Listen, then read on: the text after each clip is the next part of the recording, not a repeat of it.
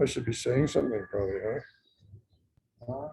Well, it's 12 noon on the nose. She says she's at the gate. Can you check for me? Thank you. I'll get it.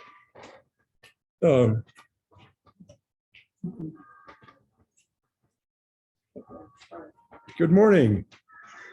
I'm Gary Kent, and I'm at Namaste, Unity Namaste in Ajic, Mexico. Let's take a couple deep breaths and get centered, and we'll start our session this morning.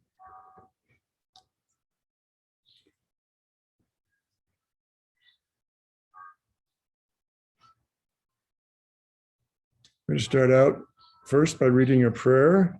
It was written by Julia Cameron and entitled, I am the dream of God, dreaming God. I am a dreamer of divine dreams. The dreams of my heart are dreams which God fulfills for me. As I yearn, my prayer is heard and the answer is prepared. My every thought, my every action is a moment in which divine support comes to me. I am never alone, never in exile, never a stranger from the heart of God. Is it still working? The heart of God holds me within its bountiful soil. I blossom there, rooted in faith, fed by the nutrients of divine love. As I source myself in God, as I draw my strength from divine abundance, divine supply, there is no lack, no shortcoming. Apparent delays and denials are truly detours which route me toward a higher good. I allow divine wisdom to alter and expand the dreams of my heart. I accept divine guidance, divine wisdom, and divine fulfillment. My dreams are good, and goodness is the nature of God. My dreams, therefore, are God's. I go to God for their fulfillment.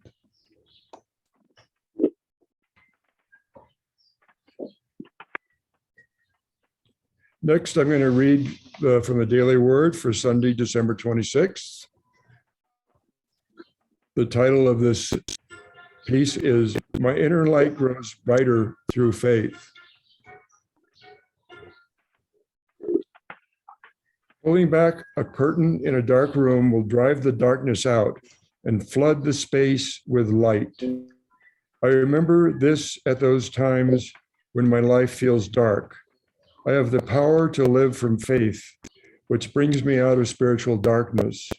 Faith helps me believe that even when I can't see it, the light of God is always shining. Little by little, my awareness of God grows increasingly brighter until I perceive the divine everywhere. I am a spiritual being, inseparable from God. I place my faith in this truth and drive out the darkness of fear and doubt that may have caused me to shrink from the fullness of life. Shining my light in the world, I inspire those around me to go brighter with faith. And now I'll turn the session over to Kathleen Flynn, who will be delivering the message for today.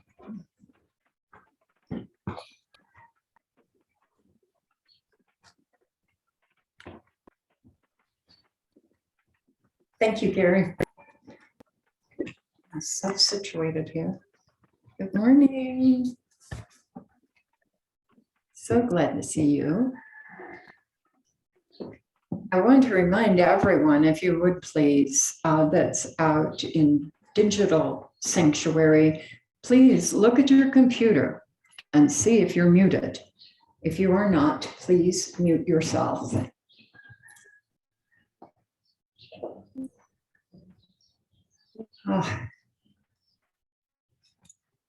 So welcome to Unity Namaste.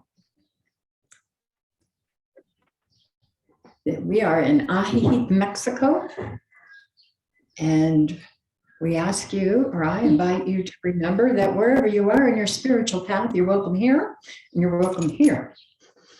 I am Reverend Kathleen, and I come to you today this is the final session, the final service of my service as minister in residence. And you might have all been expecting Reverend Johannes. Unfortunately, she is not able to be with us today. She is not feeling well. She's been tested for COVID and tested negative, and returned from her vacation time with her family in Puerto Rico, and is spending some time recovering with her husband, Jack, at home in their beautiful, beautiful place here in Ajijic. And she'll be with us sometime this week here at Namaste Village. So it's been a beautiful week at Namaste, celebrating Christmas together in community, and this remarkable place that shows us new meanings of Christmas through Mexican culture. It is a delight to be a guest in another's country.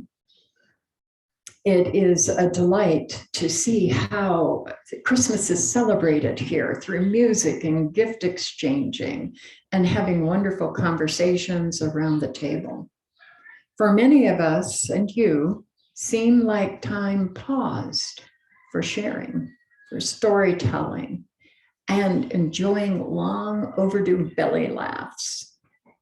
Even for those of us who do not yet share the ability to speak Spanish, we greet one another with simple hola, hola, buenos dias, buenos tardes, and buenos noches, depending upon what time of day it is. We share moments of contact. We share moments of love. We share recognition of each other.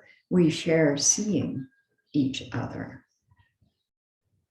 We acknowledge the light of the divine within each of us, which of course is what Namaste means.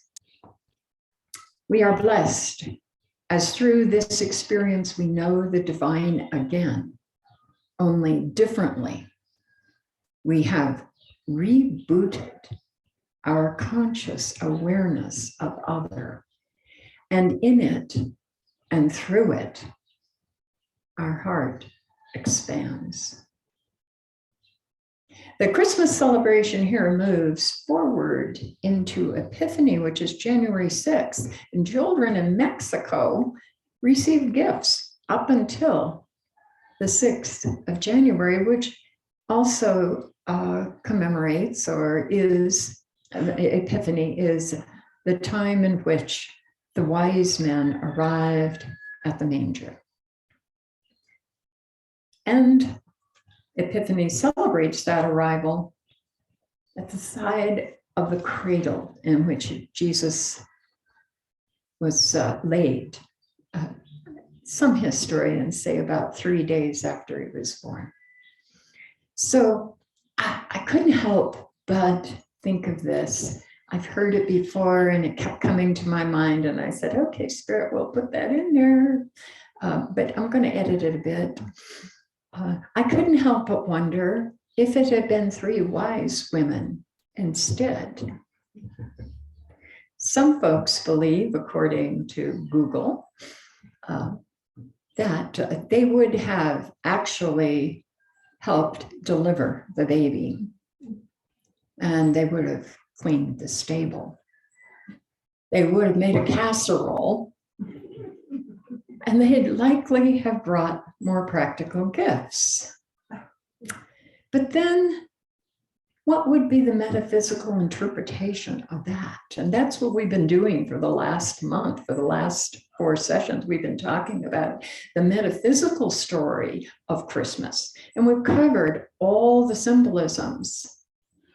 Not all. We're going to cover one more today, which I'm so glad to be able to come forward and speak about, because it's one that I think is informing to us. So the metaphysical interpretation of 3 wise women coming, I think, would be not that the 3 wise men did not bring this with them, but I think we would be able to translate that to volumes of love and experience in what Mary was going through and loving support. So let's this week turn to metaphysical meaning regarding the guiding star, the star that pointed the wise men and the shepherds to the birthing place of Jesus. And you remember, or recall that the birth of Jesus in the metaphysical sense is our awareness of consciousness, our awareness of the divinity within us. It represents that. Jesus represents that. And his whole life spoke to that, the divinity within us, and that we had the ability to call on that in any given moment as we walk beside him. To contemplate the stars, we must look up. Now that's in contrast to the latest Netflix release called Don't Look Up. Saw last night. Yes, which some folks saw here last night on our big screen in our sanctuary, which converts to a theater. And thanks to Ravi for being our projectionist. So the message of that movie is a satire, and it says, don't look up. Now, when I watched it, I have to confess, I was very short on sleep, and I missed a few pieces of the movie, snoozing. And I wake back up and go, oh, I want to see this whole movie, and I will. But here's what I gathered, and here's what was written about it in a short synopsis. The movie was written and produced to draw our attention urgently to climate change. The movie is about taking the situation seriously. If we continue to ignore the comment, which is the theme in the movie, and I don't want to be a spoiler, so if you haven't seen it, head over to Netflix. This is a good watch. Our fate, so the comment heading our way, and our fate is the end of the world as we know it. That's the theme of the movie. Instead of the movie warning, don't look up, I want to invite you to the opposite.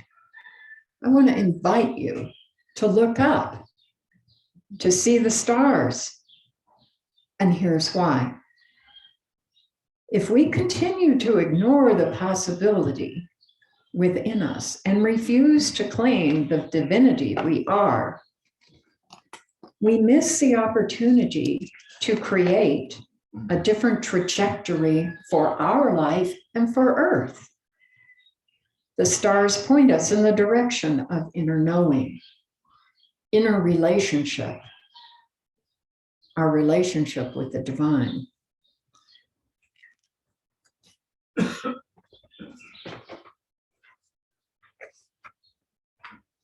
So I have a looking up story for you.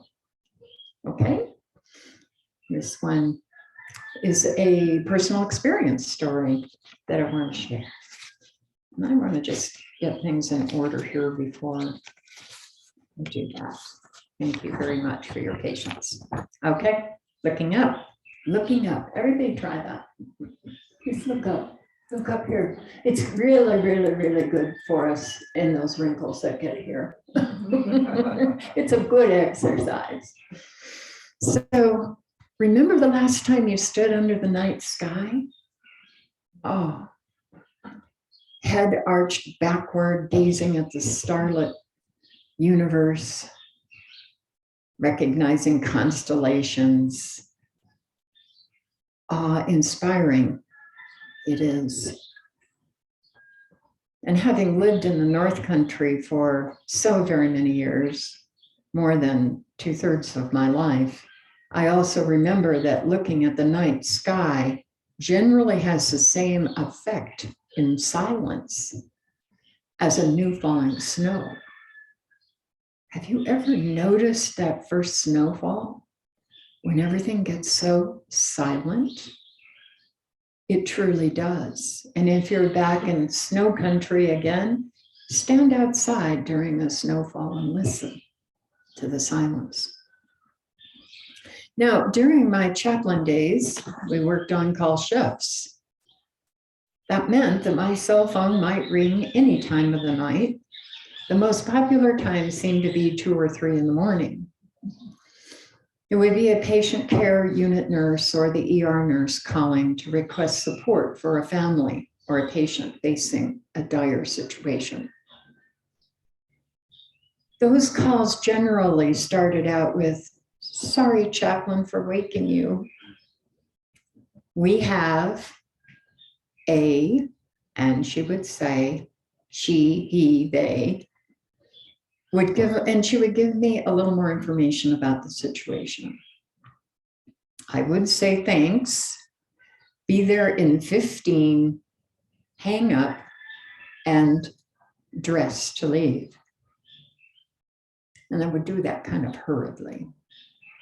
Stepping out into the apartment parking lot, the silence of a sleeping Santa Fe was quieting and calming in contrast to my hurried departure. The night sky was nearly always covered in a blanket of starlit sky. The 7-minute drive was guided through mostly empty streets by the moon of changing phases and its companions, the stars. So often the hospital situation would be someone's end of life, a sacred time, and one that would conclude after prayers and storytelling and tears, to escorting the family or friends or both of the one who had just died to their own car under the same star-laden sky, hugging them and giving them last words of encouragement and providing them with information about how to reach out during bereavement. We said our goodbyes. Then I would return to my office, make closing comments in the patient's chart, and depart for the employees' parking lot. Driving home, processing the family's loss, I would step out from behind this steering wheel to be embraced by the beauty above me. And now there was no reason not to pause. Stillness and silence surrounding me. I would take a few moments in any season to gaze up at the wonder of the stars, finding familiar constellations. My favorite's the Big Dipper because that's on the Alaska state flag. Feel the weather around me, whether it be cold in the winter or our warmth in the summer or someplace in between. And I would remember the Eskimo tradition of my northern homeland. The Eskimo legends say stars are openings where our loved ones shine down to let us know they are happy. That night, a new star would appear in the night sky, signaling the arrival of another who has moved across the veil. Now, there are just many meanings for stars. I mean, think about the books and the movies and the songs that are written with stars, the word star or stars in them. And the Christmas story speaks of the Star of Bethlehem, guiding the shepherds and the wise men, or those wise women, oh, so many years ago. Here's what metaphysician Charles Fillmore has to say about the Star of Bethlehem. The Star of Bethlehem symbolizes our inner, and this is really, really good, symbolizes our inner conviction of our ability to accomplish whatever we undertake. In modern day, we might call that following our true north or our North Star. The Star of Bethlehem calls forth the very best in us and helps us to succeed where others of equal ability might fail. It represents the accumulated wisdom and experience of the wise men or women.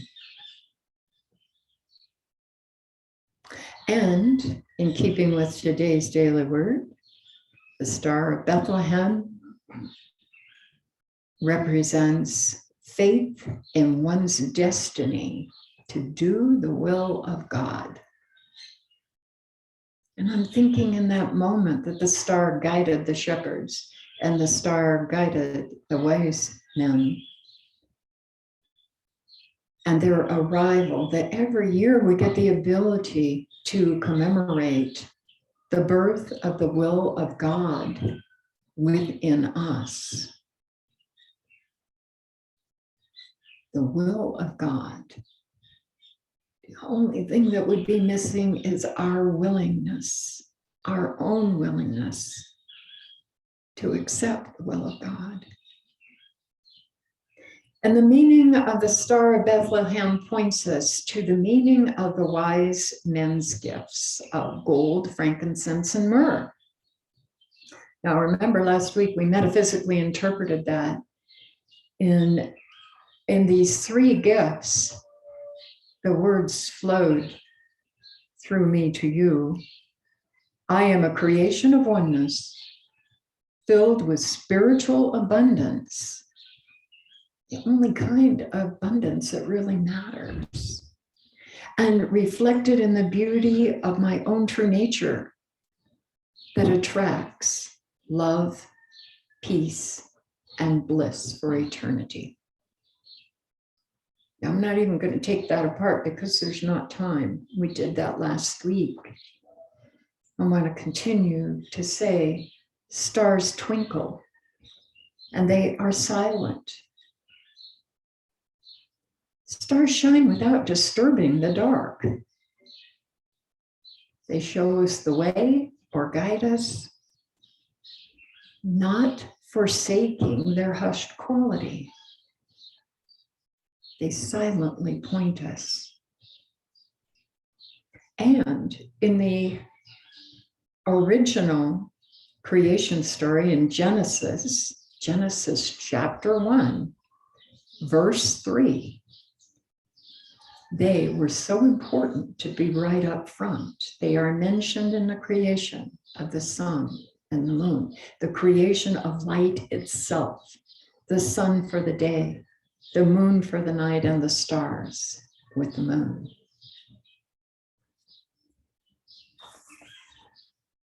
Thomas Keating, who passed beyond the veil in 2018, in case you haven't heard of him, is the father of contemplative prayer.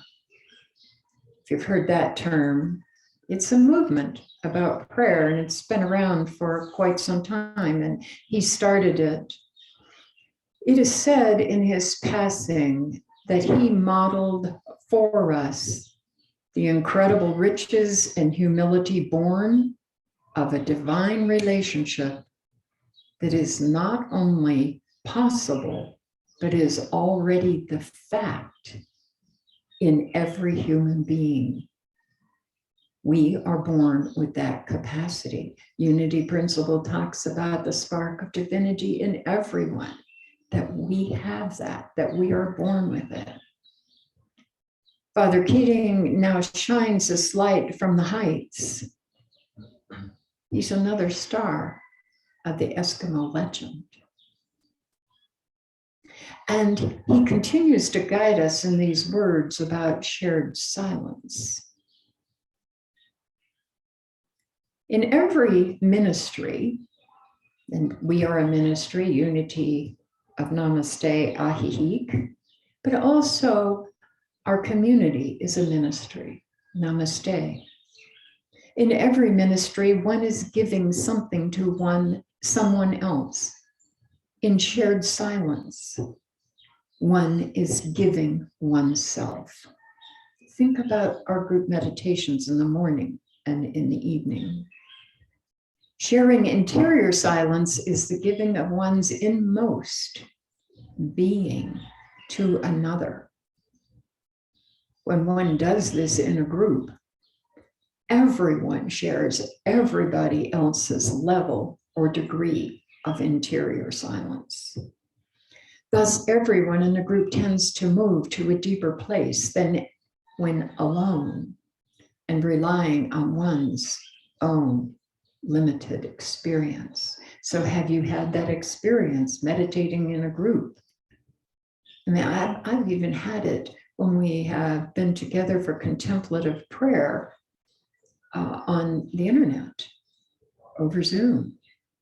The power of that, the power of being in the silence with 20 or 30 other people for 20 minutes. This is especially the case when silence is penetrated by the gift of interior silence. Then silence is an encounter with the divine presence within. And that's what Keating was trying to teach. That's what Keating taught so many. There are no words in that prayer, that contemplative prayer. There's simply the word, the sacred word that you choose before to block or to stop the perpetual spinning of thoughts through your mind. One rests in the conviction of faith and in peace that transcends joy and sorrow. It brings one in face-to-face contact with God, so to speak, a being-to-being exchange. And here's the hook for me with contemplative prayer. Centering prayer or contemplative prayer is not just a method. It is a true prayer at the same time. A prayer of consenting to God's presence and action within. Consenting. I thought, wow. I consent. When I consent, I am also consenting within to be willing, to be present, to absorb, to be in this divine relationship. And this flows primarily from the scriptural basis where Jesus taught his wisdom in Matthew 6:6. If you want to pray, enter the room, shut the door, and pray to your Father who is in secret, and your Father who sees in secret will reward you. Now, that doesn't mean that we have to go in a closet to pray. What does it really mean when we go inside and we shut the door? We shut the door to everything else. It's metaphysical. It's a metaphor for closing out everything else. This is a sacred moment. I am consenting to God's presence here, God's presence in me, and I am willing to be present in that moment or in those moments. In his book, Open Mind, Open Heart, Keating talks about the important aspect of consenting to God's presence within you, meaning I am here, I am yours to do with as you will, God's will. So this morning, I'm kind of like to do experiential rather than just talk about it. So this morning, as we conclude this Advent series, metaphysically interpreting our journey to Bethlehem, Let's engage that for which we have affirmed through this meaning. Let's engage the awakening of our own consciousness through a time in silence. So I invite you to get comfortable. I invite you to attend to the gift of interior silence. Let's put our words to rest, close our eyes, and if you're willing to try this, allow yourself to look upward with your eyes closed. And sink into the safety of the manger, seeking the vastness of the starlit sky, feeling the presence of our ancestors' twinkling light, feeling the kiss of God on our cheek, hearing the rise and fall of our breath, and be blessed with this moment and days to come by the restorative, renewing rest of silence. Let the silence of the Star of Bethlehem guide you and me to our inner Christ, the place where love is palpable, where light is everywhere, and it is just you and the divine within us. It is just me with the divine within me. And after these 5 stanzas, we're actually going to go into 5 minutes of silence. So prepare yourself to hear these words.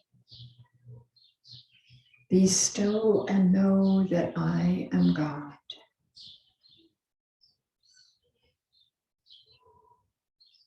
Be still and know that I am.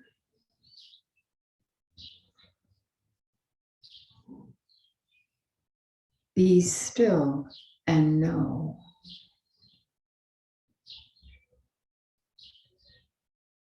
Be still.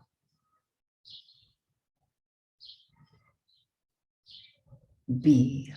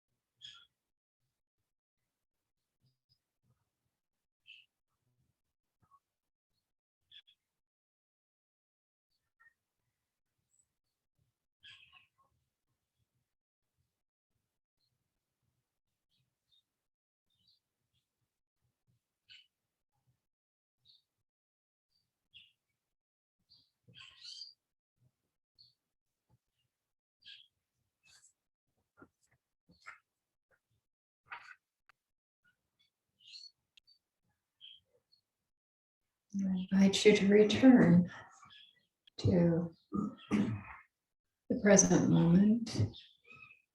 Return to your surroundings, your physical surroundings. We may have wanted long to stay there. I did. How about you? Did you find yourself seeking a sacred word to begin to stop, to interrupt the babble of the thoughts, the racing thoughts that we just want to let go by? It's not bad or good. It just is. So I want to leave you with this freeing thought from Thomas Keating. I think the real purpose of spiritual journey, and that's what we've been on the last 4 weeks, a spiritual journey. What does Christmas really mean? What's the metaphysical meaning of all these symbols, of the stories that were written in Matthew and Luke? What do those mean? Because many of us understand that those stories were, first of all, written by Jewish people in the Jewish sense. They're in the gospel, which is the Christian part of the Bible, because the Jewish people were in the process of converting to Christianity. And I don't think they even called it Christianity in those days. I don't know. I have to be an I don't know mind about that. But what did all those symbols mean? Are they legend or are they true? So I think the real purpose of the spiritual journey, Keating says, is to expand people's ability to do good by liberating them. This is what Jesus did. He freed people from their pain, from their errors, from their guilt, and even fear of death.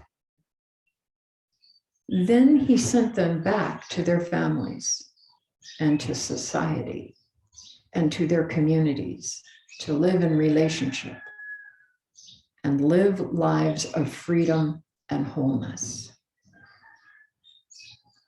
So I encourage you to follow your star this week as you approach the time of a new year. And I want to remind you that Reverend Eliza Bloom and her husband Rob will be arriving at Namaste Village on New Year's Eve. Eliza is our new January minister in residence. I want to thank you, Jack Hartog and Reverend Johannes, for such a wonderful experience of Advent. It's given me great joy to do this with you, to connect with you. I appreciate it very much. And I have grown because of it. And my heart is full of joy. So Happy New Year, everyone. And we'll see you right back here next Sunday. And it'll be next year, 2022. And so it is, and it is so. Namaste. It's time for closing prayer.